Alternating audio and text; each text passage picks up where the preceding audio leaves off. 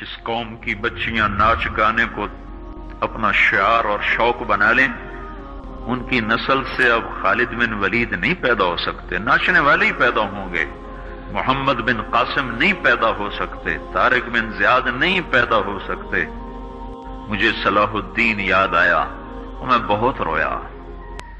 वो भी किसी मां का जना ही हुआ था। उसके जमाने में करक, एक हमारे पाकिस्तान में करक है, एक उर्दुन में करक है। ऊंची पहाड़ी पर वो शहर है, बड़ा दुश्वार किला है। उस पर एक हुक्मरान था ईसाई, उसका नाम था रिजनाल्ड। तो करक के करीब से काफिले गुजरते थे हज के। तो उसने एक दफा हाजियों के काफिले पे हमला किया और कहने लगा बुलाओ अपने मोहम्मद को, तुम्हारी मदद करे। और सारे हाजियों को तातेक कर दिया। और दूसरी दफा उसने बहरी बेड़ा तैयार की और मदीने पर हमला करने के लिए वो बंदरगाह तक पहुंचा यम्बू की, लेकिन मौसमी हालात साजगार न थे तो वापस हो गया। तो हित्तीन की लड़ाई हुई है फलस्तीन में, जिसमें सारा यूरोप अपनी ताकत के साथ मैदान में उतरा था। और इधर तन्हा सलाहुद्दीन अयूबी रहमतुल्लाह अलैह अकेला उस लश्कर से टकराया था और उन्हें उसमें सारी रोमन एम्पायर को शिकस्त हुई थी। तो बड़े बड़े बादशाह उसमें गिरफ्तार हुए। तो उसमें रिजनाल्ड भी गिरफ्तार होकर आया।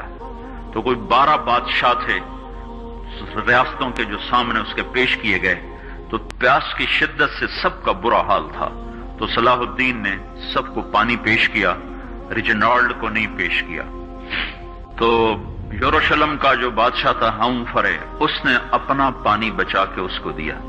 तो सलाहुद्दीन ने कहा ये पानी तू दे रहा है, मैं नहीं दे रहा हूं।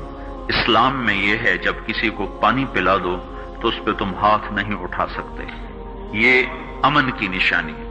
तो सलाहुद्दीन ने फौरन उसे कहा ये पानी तूने दिया, मैंने नहीं दिया। तो फिर उन्होंने रिजनाल्ड को इस्लाम की दावत दी कि तू मुसलमान हो जा, मैं तुझे दावत देता हूं। उसने इनकार कर दिया, मैं नहीं होता। तो उन्होंने कहा मैंने तेरे कत्ल की 2 दफा कसम खाई थी।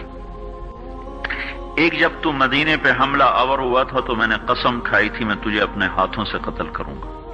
और दूसरी दफा जब तुमने हाजियों पे हमला करके कहा था बुलाओ मोहम्मद को, तो मैंने कसम खाई थी कि मुझे अल्लाह ने मौका दिया तो मैं अपने हाथ से तेरी गर्दन उड़ाऊंगा। आज मोहम्मद का अदना गुलाम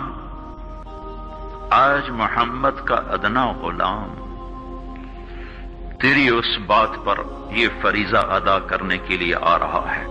और अपनी तलवार से उसकी गर्दन उड़ाई, वो पीछे लटक गई, पूरी नहीं उड़ी, पीछे लटक गई। खौफनाक मंजर बन गया।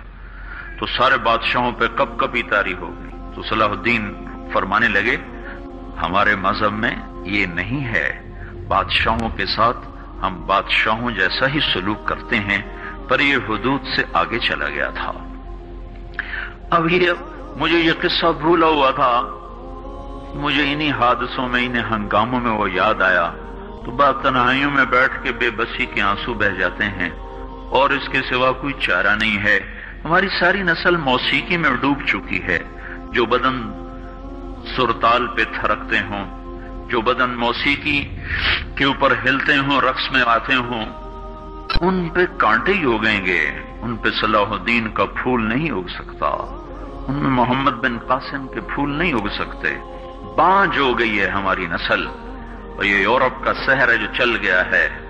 हमारी बेबसी है, हमारी बेबसी है। मैं तो बस मिन्नत ही करूंगा, अपने आप को पहचानो, अपनी हस्ती हैसियत को पहचानो, अपनी निस्बत बदलो। तुम्हारी निस्बत यूरोप के साथ होके अगर मौत आई बेकीमत हो जाएंगे। अगर मदीने वाले की निस्बत मिल गई तो हज़रत फातिमा के दाएं बाएं तुम्हें भी खड़ा कर दिया जाएगा, हज़रत खदीजा के दाएं बाएं तुम्हें भी खड़ा कर दिया जाएगा। ये चंद दिन हैं, सब्र कर लो, घुट घुट के मर जाना ही बेटियों की रिवायत है। मशरिक की बेटी, उसने घुट घुट